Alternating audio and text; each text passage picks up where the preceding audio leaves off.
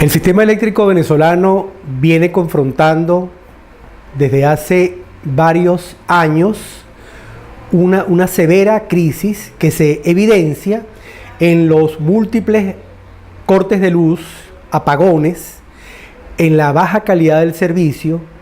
en la pésima calidad de servicio que presta Corpoelec a los suscriptores, en la mala calidad del fluido eléctrico que hace que haya variaciones de voltaje, frecuencia y que eso tiene un impacto sobre los usuarios, ya sean industriales, ya sean comerciales, ya sean residenciales. Esta crisis, como les digo, no es solo el sistema eléctrico, tiene tres partes fundamentalmente: la generación de electricidad, la transmisión de la electricidad y la distribución. Podríamos añadir un cuarto sector, que es el área de comercialización, que aunque en esta administración actual ha desestimado, porque es el tema de atender al suscriptor, atenderlo en sus requerimientos y en sus quejas y reclamos. Sin embargo, es muy importante porque permite conocer la calidad del servicio y permite además conocer el grado de satisfacción de los usuarios. Pero cuando eso no se valora adecuadamente, evidentemente ese sector queda en minusvalía. Pero lo cierto es que a partir de 2008, 2007, la crisis eléctrica en Venezuela se ha venido agudizando. Recordemos que en el 2008, 2009, en el 2008 hubo 4 apagones nacionales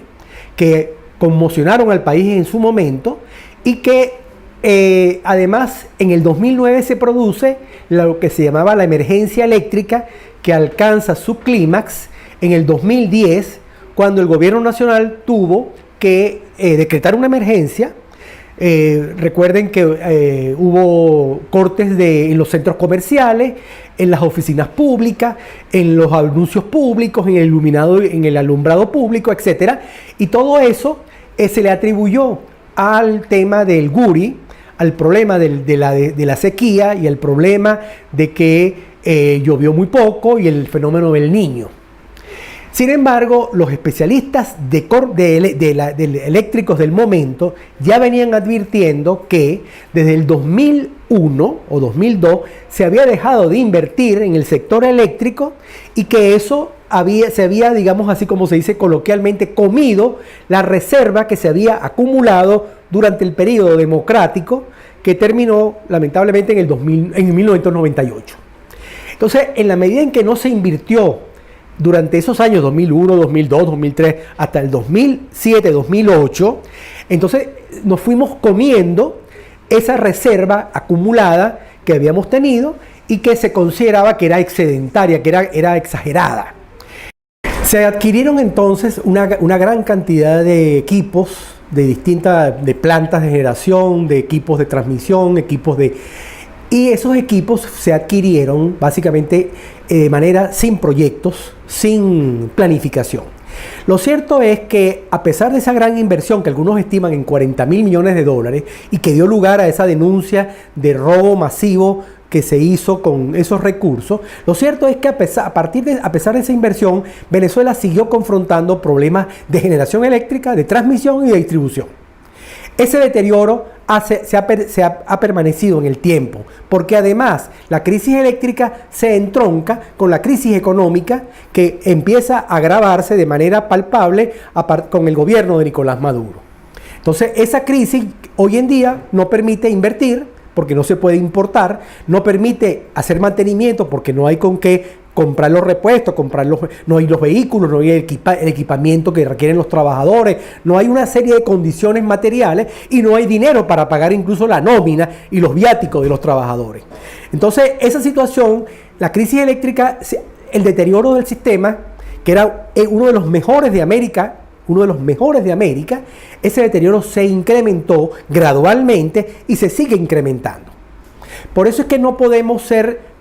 optimistas con respecto a lo que puede pasar en los próximos meses, sin ánimo de ser catastrofista. Sin embargo, si no hay inversión, si no hay mantenimiento, si el personal se está yendo de la empresa por razones que todos conocemos, de sueldo, salarios y demás, entonces, y además no tenemos los repuestos oportunamente y los equipos, los vehículos, y entonces evidentemente lo que uno puede esperar es más deterioro. Ahora, ¿Esa situación se puede corregir? Claro que se puede corregir, pero hay que corregirla de una manera también integral. No es solo un tema de dinero, de miles de millones de dólares, sino que se requiere una gerencia profesional que conozca su trabajo. Se requiere además un claro enfoque que esté centrado en la calidad del servicio y no en temas subalternos como puede ser la lealtad política o como puede ser la propaganda o como puede ser el calmar a la opinión pública en un momento dado. Se requiere un plan sostenido de mejora del servicio, que significa, como les digo, no solo dinero para invertir, sino se requiere una gerencia que valore lo que es un mantenimiento, que haya rutinas de mantenimiento que se cumplan, que haya planes que se cumplan, que no sean planes faraónicos, porque